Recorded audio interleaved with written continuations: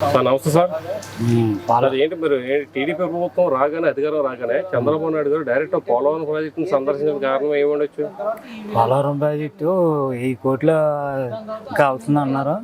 ఇప్పుడు మరమ్మతులకు 1000 కోట్లు అవుతుందని చెప్తున్నాం. 1000 కోట్లు అయిపోతుంది అంటున్నారు. ఇంకా అసలు ఏం చేసాడు జగన్మోహన్ రెడ్డి ఏంటి అసలు దాని గురించి మళ్ళీ చంద్రబాబు నాయుడు గారు వచ్చి పోలవరం ప్రాజెక్ట్ ఇవన్నీ చూసిన తర్వాత అంతా ఎందుకు ఇలా అయిపోయిందని చాలా ఉంది. అంత కారణాలుగా అది ఏం చేసాడు అసలు జగన్మోహన్ రెడ్డి గారు ఏం చేయలేదు. అలాగే ఓడిపోవడం కారణం కారణం పోలవరం ప్రాజెక్ట్ అవ్వలేదు కాబట్టి దాని గురించి రైతులు బాధ వచ్చి చేయలేదు. మళ్ళీ అమరావతి ఉంది, అమరావతి చేయలేదు. ఈ చేయకపోవడంలో కారణం వల్ల మళ్ళీ పొలం పాస్పస్కాల మీద పుట్టువులు వేసుకుంటాం చేస్తాం ఇవన్నీ వ్యతిరేకంతో వచ్చింది. వ్యతిరేకంతో వచ్చి ఇలా జరుగుతంలో ఇంకా ఎవరో కూడా చంద్రబాబు నాయుడు గారిని గెలిపించాలని చెప్పి గెలిపించారు బాగా. టీడీపీ గెలవడానికి కారణం పవన్ కళ్యాణ్ ముఖ్య పాత్ర అని చెప్తున్నారు. కూటమి కలిసినా మరి ఉండాలని కూటమి పెట్టుకుని చంద్రబాబు నాయుడు గారు అందంగా చేయాలనుకున్నారు. బంపర్ మెజార్టీ తోటి గెలిపించారు ప్రజలు.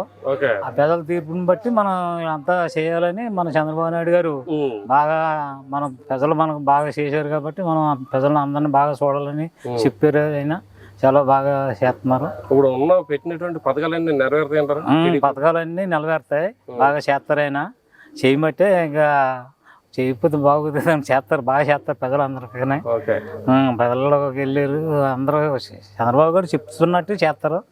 చెప్తున్నట్టు మళ్ళీ నేను 5 ఏళ్ళు కళ్ళు మూసుకుంటూ వచ్చేస్తాను అంటున్నాడు. మళ్ళీ ఏం రాడు. చంద్రబాబు నాయుడు గారి పరిపాలన ఎలా ఉంటుందో ఈ దుష్ట పరిపాలన ఎలా ఉంటుందో చూస్తారు కదా జనాలు. చూసిన తర్వాత అప్పుడు ఉంటుంది. అసలు ఇంకా జగన్మోహన్ పార్టీ ఇంకా కనపడదండి.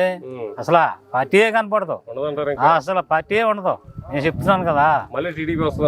మళ్ళీ ఎప్పుడు కూడా టీడీపీ చంద్రబాబు నాయుడు గారు పెట్టిన పథకాలన్నీ అమలు చేస్తారు.